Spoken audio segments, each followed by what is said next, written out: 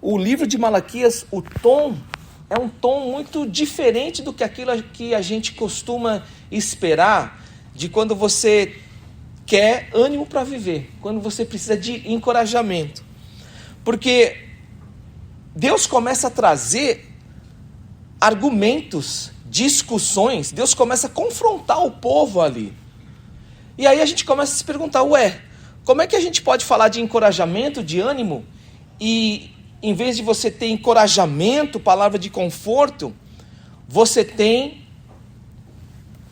acusação, você tem confrontação ali da parte de Deus. E aí eu tenho explicado para vocês que a gente tem um problema espiritual, que muitas vezes quando a gente perde o ânimo, a gente muda o foco. E quando a gente muda o foco, é porque a gente começa a buscar soluções fáceis e soluções rápidas e imediatas para problemas que são muito profundos, para problemas que são espirituais. E é por isso então que quando você vê Deus falando dos líderes espirituais, dos sacerdotes, quando você vê Deus falando de casamento, do relacionamento entre marido e mulher, e agora quando você vê Deus falando de dinheiro, você entende o porquê. Porque na hora, o que acontece? O povo desanimado por causa de um problema espiritual, ele começava a buscar no mundo soluções rápidas, soluções temporárias, soluções imediatas. Mas aquilo não resolvia o problema. Tudo isso que o mundo te oferece é falso, porque jamais vai resolver o seu problema espiritual.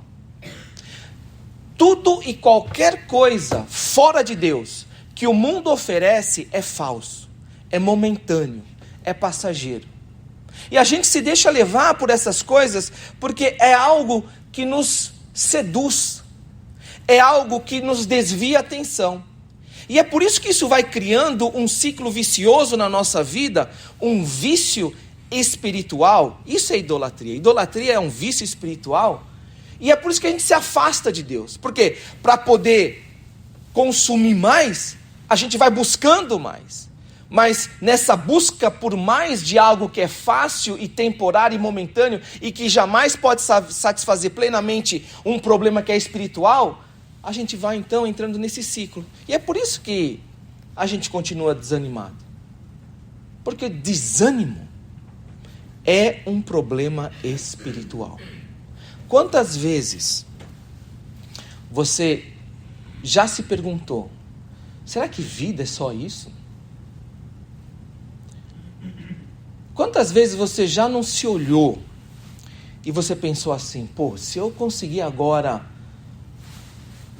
ficar com essa pessoa aqui e a gente se ajeitar aqui, agora a vida vai ser diferente, estou com quem gosto, estou realizado, e aí de repente depois, 3 meses, 6 meses, anos, você percebeu que não te trouxe aquele encorajamento, aquele ânimo que você precisa.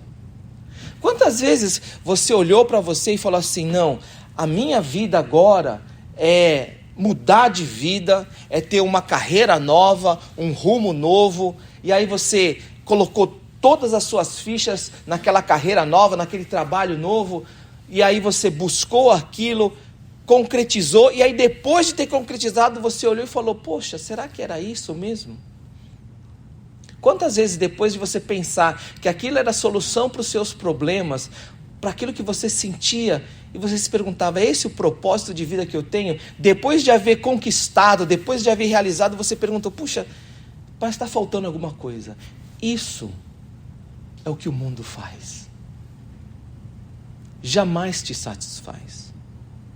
Porque a energia de vida, a vida que eu e você, nós desejamos tanto e buscamos, o ânimo que a gente precisa, está em Deus. E somente Deus pode dar isso. Nenhum lugar outro. Nenhuma outra coisa. Porque se fosse assim, milionário não se matava. Gente famosa não se afundava em drogas. Porque se você for olhar hoje, os milionários, os famosos, do ponto de vista material, humano, do ponto de vista daquilo que você gostaria de realizar e conquistar nesse plano físico, nessa vida, o que mais falta para eles? Fama, relacionamentos, dinheiro, futuro, aposentadoria, o que mais falta para eles? Mas mesmo assim, parece que falta o essencial. Falta vida. É por isso então que Deus, quando Ele fala para um povo que tinha sede de vida, que buscava encorajamento e ânimo para continuar vivendo, Deus dá uma chamada neles, porque eles estavam longe, e Deus precisava dar um chacoalhão neles para eles voltarem. E Deus começa a apontar aonde estava a falha, o que eles estavam buscando de errado, aquilo que eles estavam cegos, e eles estavam deixando a idolatria reinar sobre eles. E hoje, nós vamos falar de algo que é muito mal entendido no meio da igreja hoje, que é Malaquias capítulo 3, versículos de 6 a 12, porque essa passagem tem sido muito mal entendida e muito mal usada, porque o que Deus faz aqui, Deus não está chegando, batendo no balcão e falando aqui, ó, tá aqui a conta, me paga. Deus não está cobrando para você pagar, mas o que Deus está fazendo aqui é lidando com um problema espiritual, porque Deus não está interessado no seu cheque, Deus não está interessado no número que você bota lá. Deus não está interessado no orçamento. Deus não está interessado no balanço da conta. Deus não está. O que Deus está interessado é no coração. O que Deus está interessado é o meu coração e o seu coração. Porque aonde o nosso tesouro estiver, ali estará o nosso coração. Então, quando a gente olha para nós mesmos, a gente pensa na vida, a gente pensa no futuro, a gente olha para onde a gente chegou e as coisas que a gente fez, e a gente ainda pergunta por quê? A gente ainda precisa de força para continuar vivendo? A gente ainda precisa de ânimo? É porque então, o nosso coração está no lugar errado.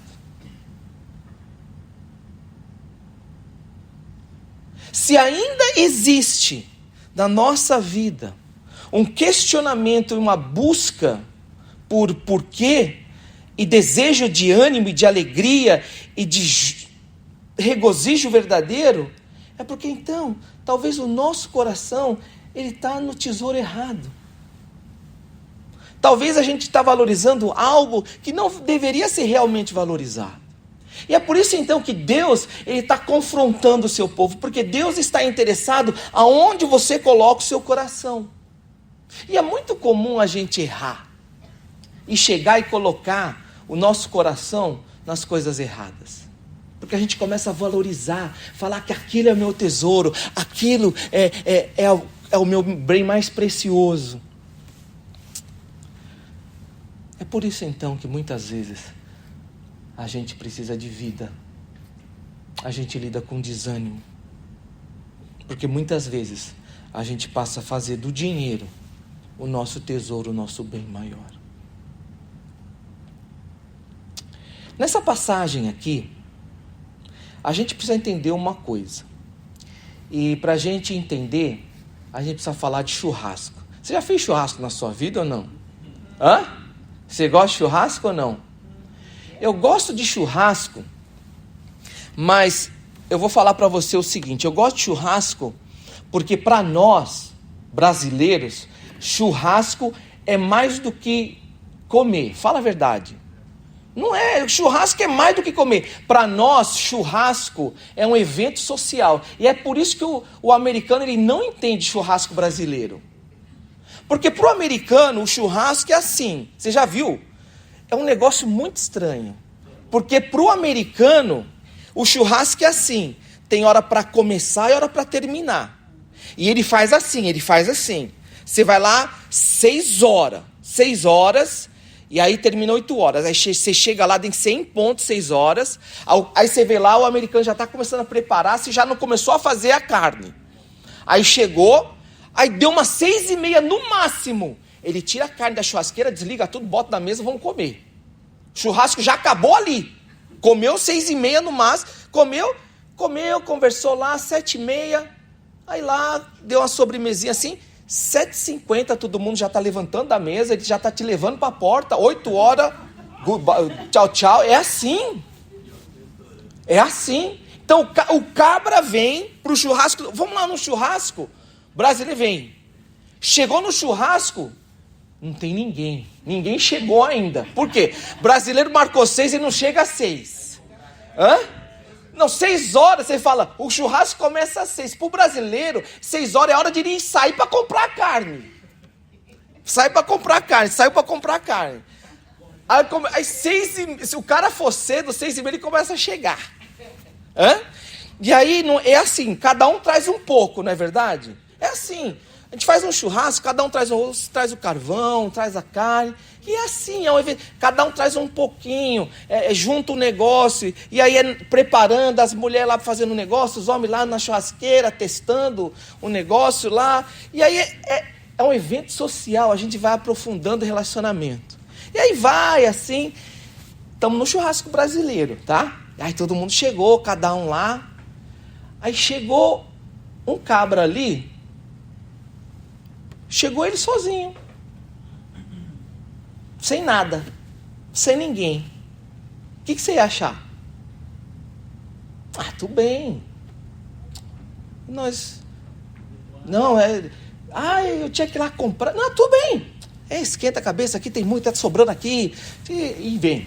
Aí tudo bem, a gente fez o churrasco, terminou lá meia-noite, não sei o quê. Aí a gente marcou outro churrasco.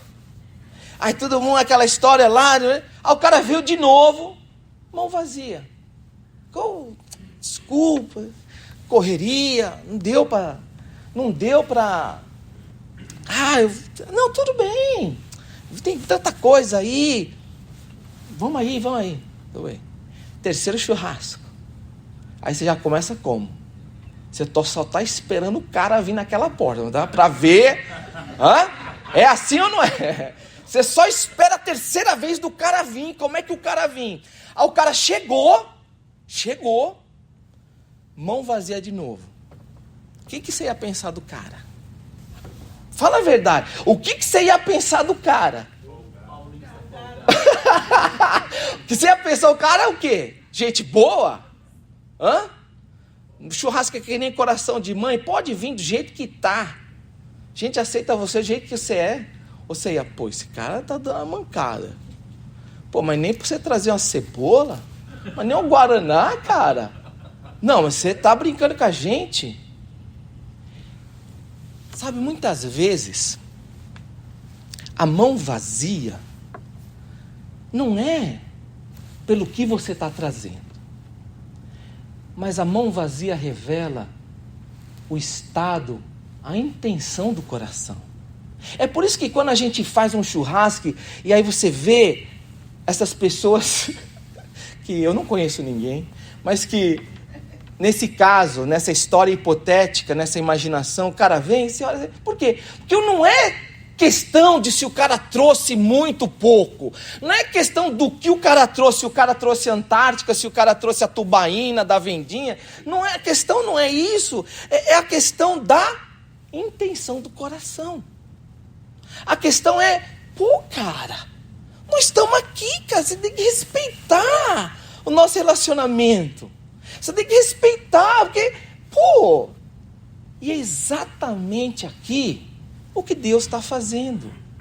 Deus não está chegando, botando aquela conta aqui, sabe, botando a conta do fiado no balcão, batendo aqui, agora me pague aqui. Deus não está cobrando o fiado lá que você deixou lá na caderneta. Não, o que Deus está falando é a intenção do coração. É a intenção do coração. Porque Deus fala aqui, começando no versículo 6, porque eu, o Senhor, não mudo. Por isso vós, ó filhos de Jacó, não sois consumidos. Desde os dias de vossos pais vos desviastes dos meus estatutos e não os guardastes. Tornai-vos para mim, e eu me tornarei para vós outros, diz o Senhor dos Exércitos. Você vê então que Deus, ele começa essa passagem, ele não está falando de dinheiro. Ele está falando de coração. Volta para mim. Como um pai, com o coração cheio de compaixão, quando ele vê o filho se desviando, quando ele vê a filha que saiu de casa e ela está indo para um caminho mau, ele chega e chama: volta para mim. Volta para mim.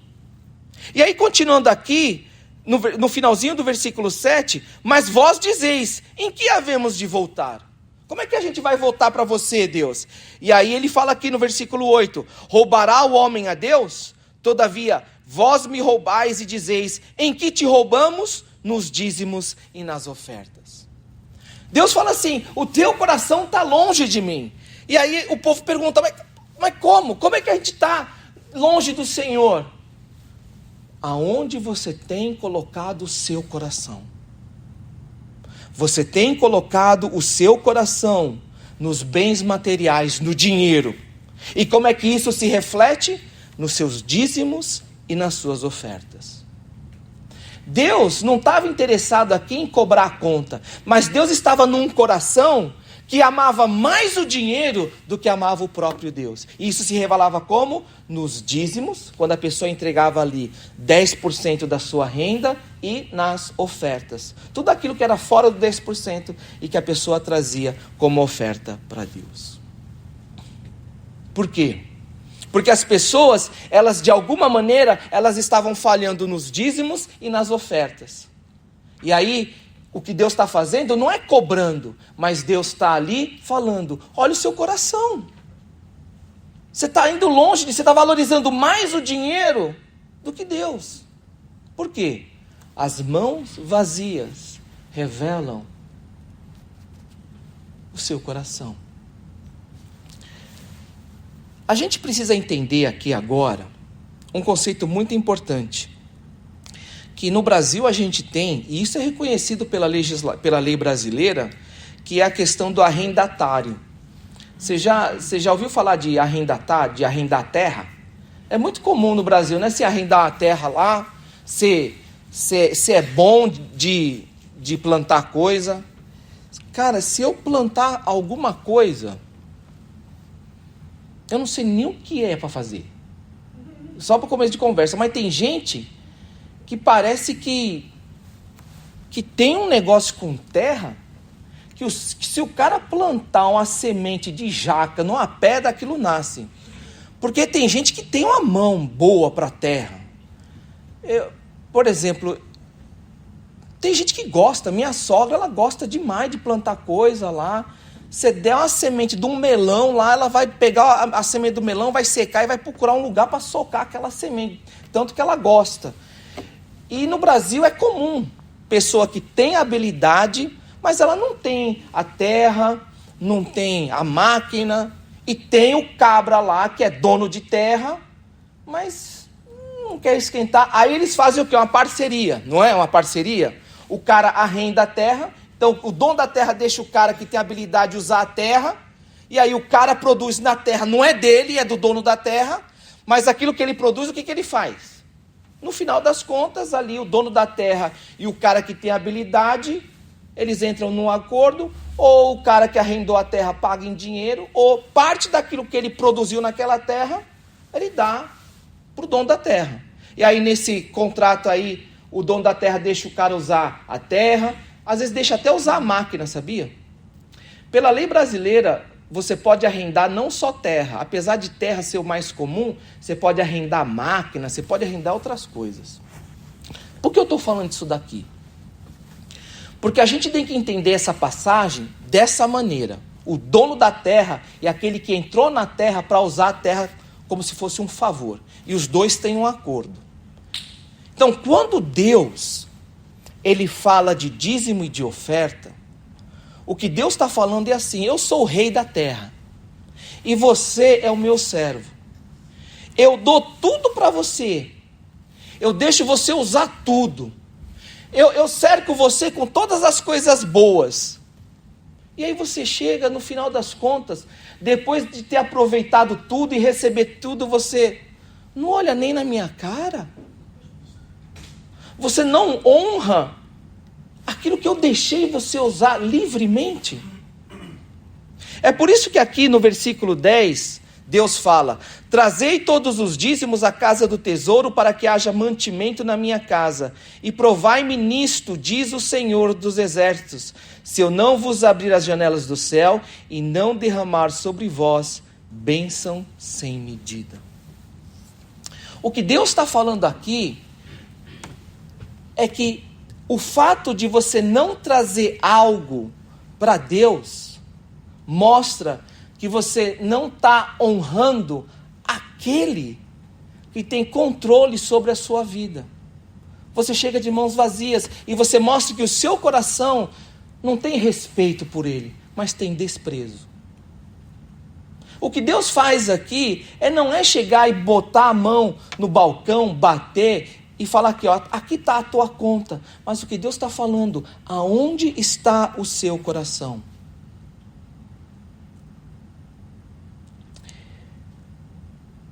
Deus aqui no versículo 11, ele fala o seguinte: por vossa causa repreenderei o devorador, para que não vos consuma o fruto da terra, a vossa vide no campo não será estéril, diz o Senhor dos exércitos. Uma coisa que a gente precisa entender, que o fato de você trazer o dízimo revela a atitude do seu coração. E aonde está o seu coração e aquilo que você valoriza? Agora, aqui no versículo 11, ele fala o seguinte: repreenderei o devorador. Gente, eu vou falar uma coisa muito importante para vocês entenderem agora. Devorador não é demônio. Então, a gente tem que tirar isso da cabeça. A gente tem que tirar da cabeça essa ideia de que eu dou o dízimo e agora Deus vai me abençoar. Se eu não der o dízimo, vai vir uma catástrofe na minha casa. Deus não age dessa maneira. Então, a primeira coisa que a gente tem que entender é isso. Tira isso da sua cabeça. Tira, apaga. Se eu der, Deus vai me abençoar. Se eu não der, Deus não vai me abençoar. Tira isso da sua cabeça. Tira isso da sua cabeça. Sabe por quê? Porque se fosse assim, não ia existir milionário incrédulo. Então tem que tirar isso da sua cabeça. O fato da pessoa receber bênçãos ou não receber bênçãos independe daquilo que você dá e daquilo que você não dá. O que Deus está falando aqui é o seguinte, presta atenção. O que Deus fala é o seguinte, olha o que ele fala aqui no começo dessa passagem: eu não mudo. Eu não mudo.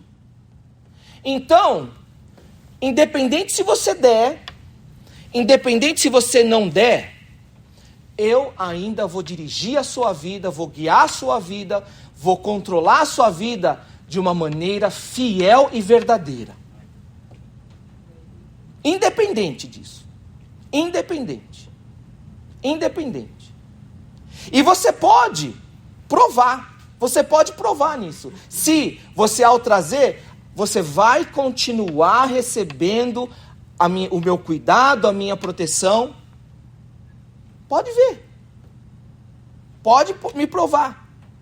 Pode me colocar à prova. Isso daí não é uma coisa que você usa diante de Deus e fala assim: Deus, eu sou fiel, eu sou dizimista, o Senhor tem que abrir uma porta para mim. Isso, a Bíblia jamais fala nisso. Mas o que a Bíblia fala é o seguinte: que Deus é um bom dono de terra. E Ele não muda. E quando você traz e se apresenta diante dEle, com o seu coração nele, com o coração voltado para Ele, Ele continua cuidando de você. Ele continua protegendo você. E aqui a figura que Deus usa é a figura do devorador, que não é um demônio, é um gafanhoto. É um gafanhoto. Porque naquela época, quando o povo plantava, às vezes vinha aquelas nuvens de gafanhoto e destruía a plantação toda. E aí o que Deus fala é o seguinte, que ainda que você nessa vida passe por momentos onde o gafanhoto venha e destrua tudo, eu ainda vou tomar conta de você. Que Deus fala que jamais haverá falta na sua casa. Jamais faltará o sustento para a tua casa. Jamais haverá provisão na sua casa. Por isso, você não precisa ter medo de vir até a mim e trazer as suas ofertas e seus dízimos. Você não precisa ter medo. Porque eu sou o bom dono de terra. E eu tomo conta de você. Eu não mudo. Diz a palavra de Deus. Agora, essa passagem termina aqui no versículo 12 falando o seguinte: todas as nações vos chamarão felizes, porque vós sereis uma terra deleitosa, diz o Senhor dos Exércitos. E é aqui a chave da gente entender uma coisa. O que é ser abençoado? Por que as pessoas, nessa época, elas estavam colocando o coração nos bens materiais e colocando o coração no dinheiro e fazendo do dinheiro e dos bens materiais a sua segurança? E aí eles tinham uma vida difícil, desanimada e questionavam a Deus e muitas vezes entravam numa depressão espiritual, porque elas não entendiam o que é ser verdadeiramente abençoado. A gente falha com Deus é porque muitas vezes a gente não entende o que é ser verdadeiramente abençoado. Você não é abençoado porque você tem uma casa grande. O fato de você ser abençoado não é porque você tem 10, 20, 30 carros na garagem. Ser abençoado não é o trabalho que você faz e quanto dinheiro você tem na sua conta bancária. Ser abençoado não está no número de filhos, não está no diploma que você coloca na sua parede. Ser abençoado não é o número de likes e quantos fãs você tem. Não são os prêmios que você conquista. Não é. Por quê?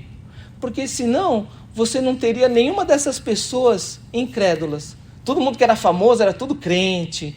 Todo mundo que é rico é tudo crente. Se isso fosse ser abençoado, então só crente ia ser rico, famoso, só crente ia ter filho, só crente ia morar em casa grande, só crente ia ter carro, só crente. Mas não.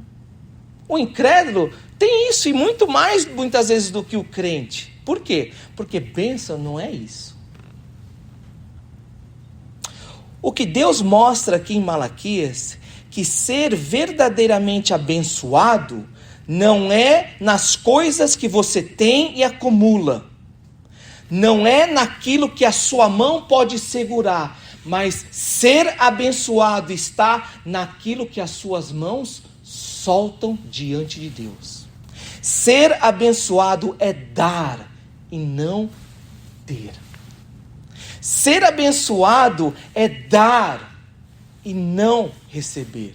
A palavra de Deus mostra aqui que ser verdadeiramente abençoado, como é que você vê se alguém é abençoado? Está naquele que dá. Aquele que generosamente contribui. Aquele que com o coração alegre, ele vem à presença de Deus e oferta. Por quê? Porque ele é verdadeiramente abençoado. Por quê? Porque o coração dele não está nos tesouros do mundo, mas está no tesouro onde a traça e a ferrugem jamais corroem. O seu tesouro está em Deus. Isso é ser verdadeiramente abençoado. Por isso que Deus, quando Ele fala, volta para mim, Deus não está já botando uma conta na mesa e falando, eu quero o seu pagamento. Não, o que Deus está falando é, volta para mim porque eu quero o seu coração. Você está buscando as coisas erradas da vida, isso está te machucando. Isso está te destruindo. O mundo não vai dar para você aquilo que você precisa. Por quê? Porque o que você precisa é da minha presença, do meu conforto, do meu cuidado. Volta para mim. É isso que Deus está falando para o seu povo na palavra. O povo estava cego por causa das coisas do mundo. O povo estava cego por causa do dinheiro. O povo estava se batendo todo dia por causa de um dinheiro que o povo jamais encontraria satisfação nele. E vinha diante de Deus e se apresentava e questionava a Deus. E Deus fala: você está com o coração no lugar errado. Ah, Deus, como é que você sabe? Olha, toda vez que a gente tem uma festa aqui, olha como é que você vem, entra na minha porta. Olha, e pergunta para você, aonde está o teu coração? Faz da mesma maneira no churrasco do teu amigo. Faz da mesma maneira no churrasco do teu sogro e vê o que eles vão achar de você. Vê o que eles vão perguntar, onde é que está o teu coração. Aonde é que está o teu coração hoje? Porque Deus quer, não o seu cheque, não o seu zero. O que Deus quer é o meu e o seu coração. Amados, se hoje você vem diante da presença de Deus e você vê que você tem se machucado porque o teu coração tem buscado as coisas desse mundo, se volte para Deus. Olhe para você mesmo e se arrependa. Porque tudo que o mundo te oferece, por mais prazeroso que isso possa parecer, por mais anestésico que isso possa ser, jamais vai solucionar o teu problema, porque o meu e o seu problema é espiritual, e a solução desse problema, somente Jesus Cristo. Por isso, se hoje você vê que eu quero vida, e você se vê refletido de que você tem buscado as coisas desse mundo, volte para Deus. Fala para Deus: Deus, eu me arrependo. Bati na porta errada, busquei aquilo que era errado, e se volte para Deus. Não tenha medo. Deus não vai mandar uma catástrofe, Deus não vai te castigar, porque Deus é um Pai compassivo. Ele ama. E o que Ele mais quer é que você se volte para Ele. Ele deseja o seu coração. Volte para Jesus. Confesse a sua inabilidade, a sua incapacidade de trazer vida para você mesmo. Creia que somente Jesus Cristo pode te trazer vida e busque, peça. Eu me enganei. Então, Pai, se você é Deus, eu quero essa vida que você promete. Eu quero jamais sentir fome espiritual. Eu quero jamais ser de sede espiritual. E busque em Jesus, peça. Se você é Deus bom, se você é um Pai bom, peça. Busque. Peça a Deus. Em nome de Jesus Cristo, eu tenho a plena certeza que Ele honrará o desejo do teu coração. Amados, que nós como igreja não sejamos a mais numerosa, não sejamos a mais rica, não sejamos a mais... Eu não sei como falar isso em português, mas é que a gente não seja mais luxuosa, mais tecnológica, mas que nós sejamos, cada um naquilo que Deus coloca para nós, fiel. Que não sejamos melhor ou maior, mas que sejamos fiéis. Que ao entrar aqui nesse lugar, que ao trabalhar todos os dias, que dentro das nossas casas, nos relacionamentos com as nossas esposas, com os nossos maridos, que Deus possa encontrar em cada um de nós servos e servas fiéis, homens e mulheres de Deus. Essa é a minha oração e minha esperança para cada um de vocês e por mim. Vamos orar. Pai amado, nós te agradecemos, ó Deus, pela tua palavra, e a gente pede a tua misericórdia. Pai amado, a América não é fácil. A vida de imigrante, ó Deus, ela é penosa e é uma batalha todos os dias. Muitas vezes, ó Deus, na nossa insegurança, a gente se deixa levar pelas coisas do mundo e até mesmo pelas coisas do nosso coração.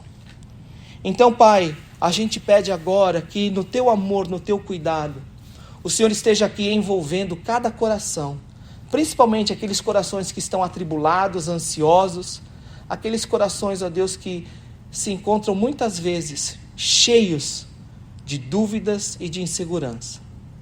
Pai amado, a gente pede, ó Deus, que o Senhor tome conta de cada um de nós e traga a segurança da fé. Que nós possamos descansar, não nas oportunidades e chances que o mundo oferece para nós, mas que nós possamos descansar em quem o Senhor é. Obrigado, Pai. Oramos em nome de Jesus.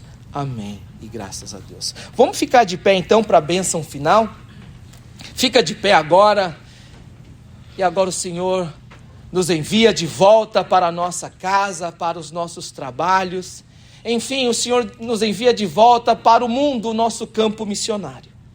Que ao voltar ao mundo, ó Deus, a tua igreja, o teu corpo, possa ser fiel em cumprir a grande comissão e ser obediente ao grande mandamento de ir pregar o evangelho a toda criatura e amar a Deus acima de todas as coisas e amar ao próximo como a nós mesmos.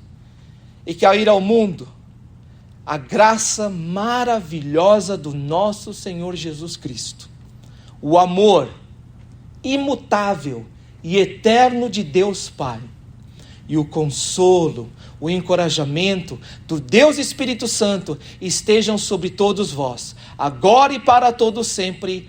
Amém e graças a Deus. Deus é bom. Todo o tempo. Amém. Graças a Deus. Tenham um fim de semana abençoado na graça e paz do nosso Senhor Jesus. Bora carregar essas caixas. Vocês não vão deixar a grávida carregar, né? Vocês vão ajudar. Como vai? Tudo bem? É primo e afilhado, sabe? E tem o mesmo nome. E tem o mesmo. E Eugênio, quando é primo e afilhado, é Eugênio o quê? É O pai dele falou, Júnior? eu quero chamar É Eugênio. sobrinho? Ou é só Eugênio? Só Eugênio. Mas vai estar aqui, veio aqui dessa vez, que ele não está morando aqui mais. Você mora aqui? Ele veio cá só, ele estava a trabalho, sabe? Aí está voltando agora mesmo para Flórida. Oh, que Deus abençoe. Ele mora lá na mesma cidade que a irmã da Anja está morando. Ah, é? Lá em Ponte Santa Lúcia. Mora lá na Flórida. Tem bastante brasileiro agora, né? Tem lá, tem, pastor. Eu já ouvi falar já. Cidadezinha lá, muito bonita, viu? Linda, linda, linda. Eles é doido que eu vou pra lá, sabe? Rapaz, mas... Opa, beleza? Deus abençoe, viu? Patente aí, E aí? Obrigado aí, Agora vai ter que carregar. Não, quando for no carro, só essa porta aqui abre. Abre. Vamos por aqui com o carro. É mais pra baixo que é o 1000 horas já é pro lado do lado. Eu vou pra lá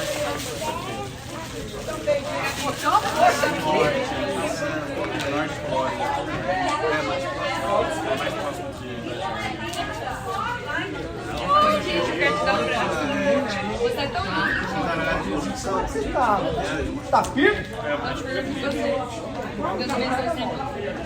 Ei, Raio! Muito sim, Eu apareci. tá bom lá?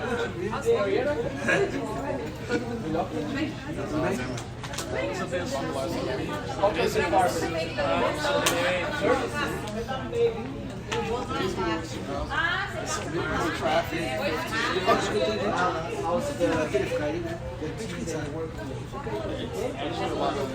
serviço.